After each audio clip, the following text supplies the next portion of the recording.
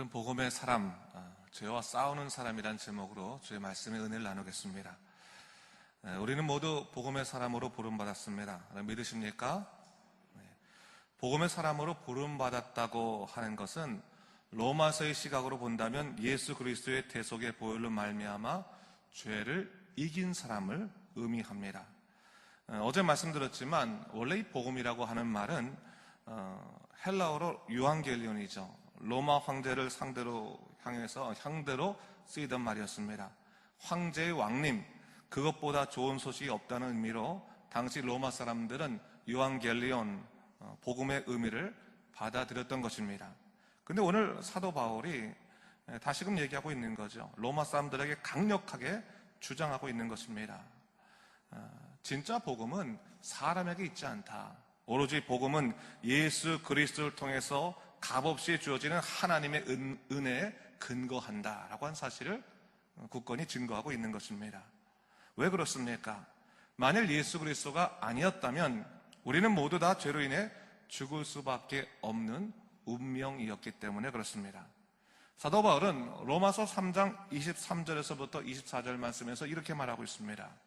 모든 사람이 죄를 범하였음에 하나님의 영광에 이르지 못하더니 그리스도 예수 안에 있는 성령으로 말미암아 하나님의 은혜로 값없이 의롭다 하심을 얻은 자가 되었느니라 했어요. 이 말은 인간은 어느 누구도 스스로의 힘으로 죄의 권세로부터 벗어날 수 없다. 그것을 선포하는 겁니다. 죄의 값은 사망이라고 하는 겁니다. 그러므로 모든 인간은 그가 어떠한 삶을 살았든 운명적으로 영원한 죽음을 향해 나갈 수밖에 없는 존재라고 하는 것입니다. 그 죽음의 운명을 완전히 뒤바꾸신 분이 누굽니까? 바로 예수 그리스도이시다라고 하는 것입니다. 사도 바울은 예수님을 인격적으로 만나고 나서 이것을 분명히 깨닫게 된 것입니다. 예수님을 만나고 나니 그분께서 나를 죄의 권세로부터 해방시키시어 생명의 길로 나아가게 하셨다라는 사실을 분명히 그는 깨닫게 되었습니다.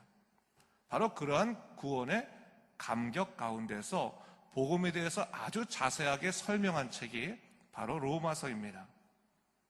사실 로마서를 쓸 때 이 로마에 있던 교회는 사도 바울이 세운 교회가 아니었습니다. 더군다나 이 편지를 받는 로마 교인들도 사도 바울은 한 번도 본 일이 없습니다. 그럼에도 불구하고 마치 오늘 사도 바울은 그들을 오래전부터 알고 훈계했던 것처럼 아주 강한 어조로 편지를 쓰고 있는 것을 볼 수가 있습니다. 왜 그렇겠습니까? 복음에 관한 것은 아무리 강조해도 지나치지 않기 때문입니다. 사도 바울은 로마서에서 복음에 관해서 말하면서 우선적으로 본문 1장에서 죄인들에 대한 하나님의 진노에 관해서 이야기하고 있습니다. 하나님께서 결코 죄로 인하여 하나님을 대적하는 자들을 용납하지 않으시겠다. 그것을 분명히 이야기하고 있습니다. 왜 이처럼 사도 바울이 강한 어조로 말하고 있을까요? 이는 죄가 얼마나 치명적으로 사람을 무너뜨리고 영적으로 패역하게 만드는지를 분명히 알았기 때문입니다. 사도 바울의 의함은요, 복음의 사람은 죄와 싸우는 사람입니다. 복음의 사람은 어떤 사람이라고요? 죄와 싸우는 사람이라고 하는 겁니다. 비록 그 죄의 공격이 힘겹고 고통스러울지라도 예수의 사람은 그분의 사랑에 힘입어 싸워야 한다라고 사도 바울은 강력하게 주장하고 있습니다. 로마서 8장 35절 또 37절에서 그는 이렇게 이야기하고 있습니다. 누가 우리를 그리스도의 사랑에서 끊으리요? 환난이나 곤고나 박해나 기근이나 적신이나 위험이나 칼이라. 무엇이 온다 할지라도, 어떠한 고통이 온다 할지라도 어떠한 것도 우리를 그리스도의 사랑에서 끊을 수 없다라고 말합니다. 왜 그렇습니까? 37절에 그러나 이 모든 일에 우리를 사랑하시는 이로 말미암아 우리가 넉넉히 이기느니라. 아멘. 예수 그리스도로 말미암아 우리가 넉넉히 이길 수 있기 때문에 우리는 이 죄의 공격으로부터 무너지지 않는다 이야기하고 있습니다.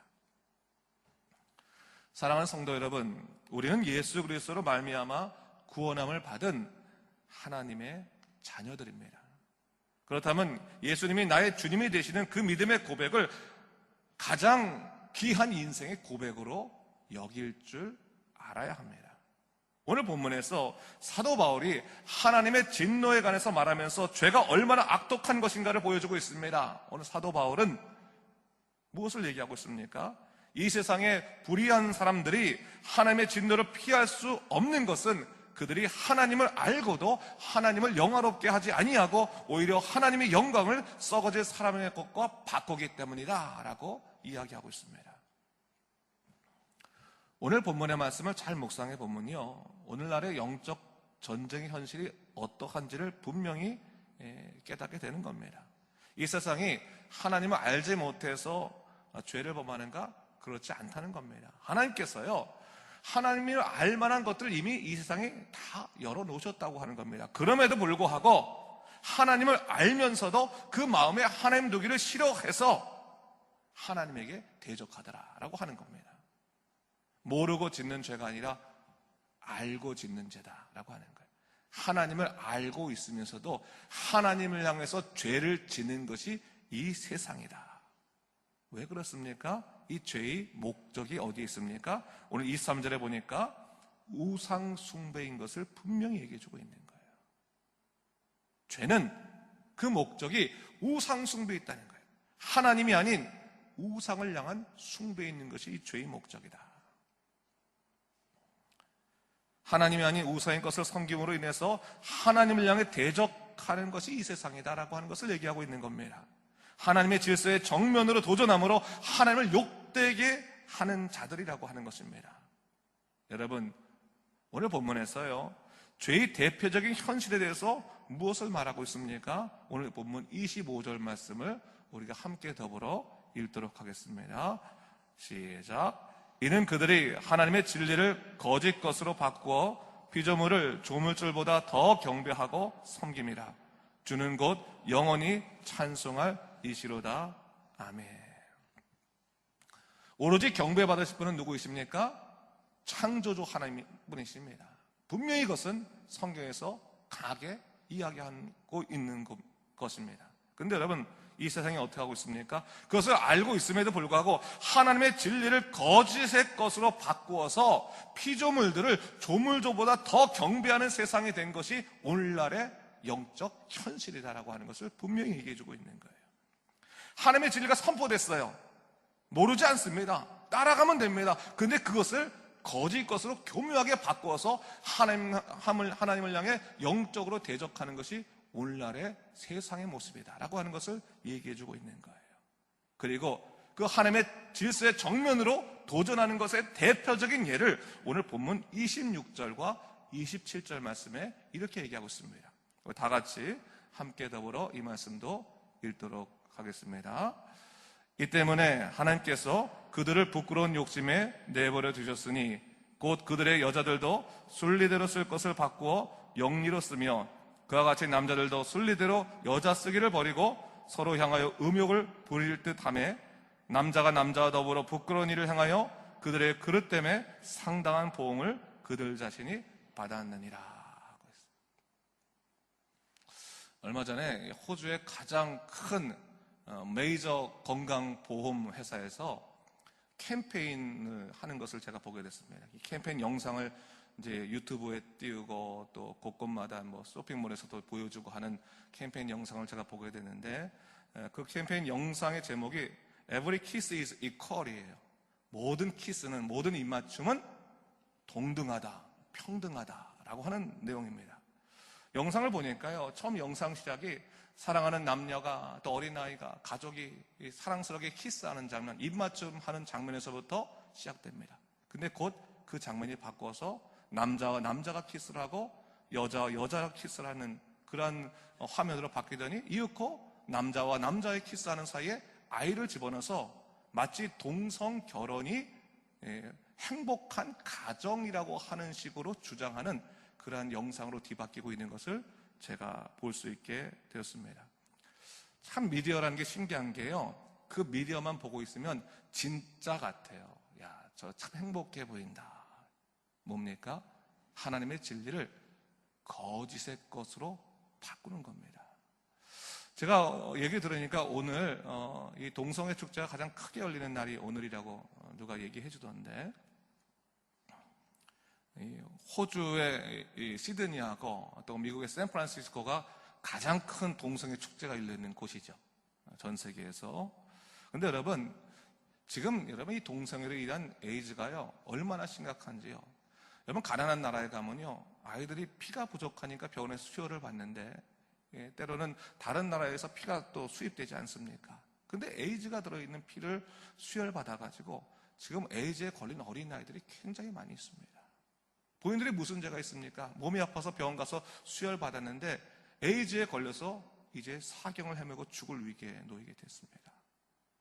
제가 그 영상을 보면서 너무 정말 속상했던 건 뭐냐면, 다른 단체도 아니라 건강을 책임진다고 하는 보험회사가 슬로건으로 내걸고 있는 그런 대표적인 캠페인이 바로 이러한 동성애에 관한 것이었다고 하는 것을 생각할 때 제가 너무 속이 상했습니다.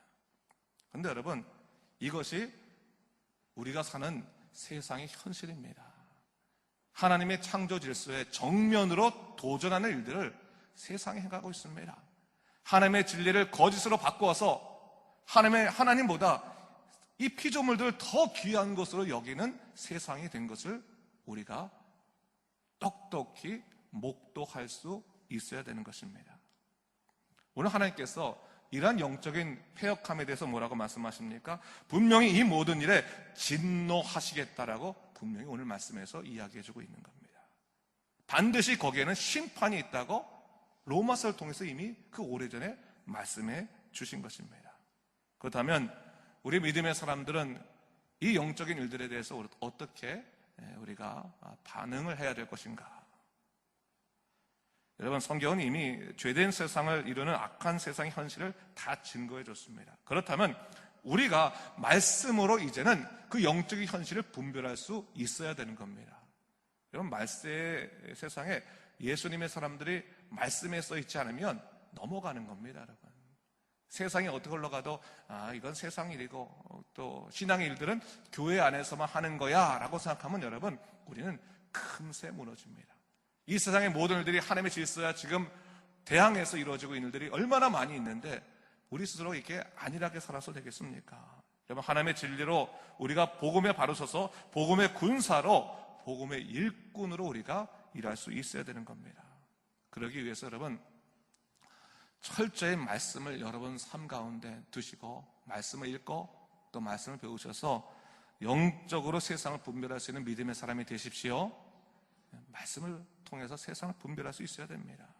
그리고 여러분, 하나님의 질서를 무너뜨린 일들에 대해서 여러분, 세상의 일들이라고 생각하면서 여러분 그것을 그대로 그냥 방관하지 마십시오. 여러분, 아닌 것은 아닌 거고 옳은 것은 옳은 것입니다. 물론 이 세상의 일들에 설득하는 데서 그럴듯하고 맞다, 얼마나 안타까울까, 얼마나 불쌍할까, 이해한다. 여러분, 우리가 정말 분명히 이 동성애 문제를 알아야 될 게 뭐냐면, 여러분, 실제적으로 그런 어떠한 그 DNA적인 문제가 있어서 고통받는 사람이 있습니다. 없다는 게 아니에요. 정말 괴로움을 당하는 동성애자도 있을 수 있습니다. 그러나 여러분, 그러한 개별적인 상황을 갖고 전반적인 모든 것들을 인정해버리고 나면 하나님의 질서는 파괴되는 겁니다. 가족이라고 하는 공동체는 파괴되는 것입니다. 분명히 우리가 알아야 되는 거예요. 아닌 것은 아닌 거예요. 우리가 가난하고 고통받는 사람들 품어주듯이 그러한 고통받는, 이런 소외받은 사람들을 품어주는 것은 마땅한 일이겠지만 그렇다고 해서 거짓을 진리로 인정해서는 안 되는 겁니다. 이건 자녀들에게 분명히 가족의 소중함을 가릴 수 있어야 되는 겁니다. 어릴 때부터 아이들이 학교에서 배우는 교육과 다르게 하나님의 질서에 대해서 우리가 분명히 아이들한테 자리에 앉혀놓고 가르칠 수 있어야 되는 겁니다. 이것은 잘못됐다, 이것은 바른 것이다, 이것을 지켜야 된다라고 분명히 영적으로 가르칠 수 있어야지만 하나님의 질서는 바로 서는 겁니다. 복음의 사람들이 죄와 싸우지 않으면서 누가 죄와 싸우겠습니까? 우리가 죄와 싸워야 되는 겁니다. 아울러서 하나님의 영광을 위해 살아가려고 하는 분명한 인생의 목적을 가져야 됩니다. 세상 풍조에 따라 살아가면서 이 세상에서 돈 많이 벌고 행복하게 살면 된다, 여러분, 그거로 끝내는 인생 아닙니다. 예수님이 오셔서 첫 번째로 하신 설교가 무엇입니까? 회개하라, 천국이 가까웠다고 하는 거예요. 예수님은 무엇을 말씀해주고 있는 거예요? 우리의 목적은 어디 있어요? 천국, 하나님 나라에 있다고 하는 것을 분명히 말씀해주고 있어요. 그리고 그 하나님 나라는 너희가 죄를 회개하지 아니하면 들어갈 수 없는 나라다라고 하는 것을 분명히 얘기해 주고 있어요. 그렇다면 이 세상에 하나님과 우리를 단절시키는 죄의 모습이 뭔지를 우리가 알아야 되는 것이고, 동시에 우리 인생의 목적을 이 세상이 아닌 하나님 나라로 둘 때 우리가 온전히 바로 설 수 있게 되는 것입니다. 모든 일을 할 때 이것이 하나님의 영광과 연결되는가를 생각하고, 하나님께서 기뻐하시겠다, 그럼 하십시오. 하나님께서 기뻐하지 아니하시겠다, 그러면 여러분 그것을 내려놓으십시오. 아무리 이 세상에 이권과 연결되어 있더라도 하나님이 기뻐하지 아니하시는 거야, 그러면 내려놓을 수 있어야 되는 겁니다. 하나님이 기뻐하지 아니하시는데, 우리가 하나님 나라 갈 사람인데 하나님이 기뻐하지 아니하는 것을 하는 것 자체가 말이 되겠습니까? 내려놔야 되는 겁니다. 분명히 인생의 목적을 가져야 되는 거예요. 하나님의 영광을 위해서 살기로 작정했으면 하나님의 영광이라는 것을 기준으로 해서 할 것과 안 할 것을 정하고, 할 것은 분명하게 하고 하지 말 것은 내려놓는 그런 담대함이 있어야지만 우리 하나님의 축복 가운데 살 수 있는 것입니다. 사랑하는 성도 여러분, 오늘 우리가 살아가는 세상은 영적 전쟁의 시대죠. 사단은 매스컴을 이용해서 복음의 사람들에게 총공세를 하는 그런 모습들을 지금 보여주고 있습니다. 말씀과 기도로 무장하지 않으면 지는 세대입니다. 죄와 싸워야지만 되는 시대입니다. 그렇다면 여러분, 죄와 싸우십시오. 죄를 방관하지 마시고 죄와 싸우시고 말씀을 갖고 무장하십시오. 영적으로 든든히 서서 사단이 딱 지나가면 야, 저거는 뭐 건들 필요도 없겠다, 가만히 놔둬도 무너지겠다 하면서 지나가는 사람이 아니라, 사단도 우리가 싸워야만 하는 그런, 우리가 좀 사단과 싸워서 이길 수 있는 그런 영적인 강인함이 우리 안에 있어야 될 것입니다.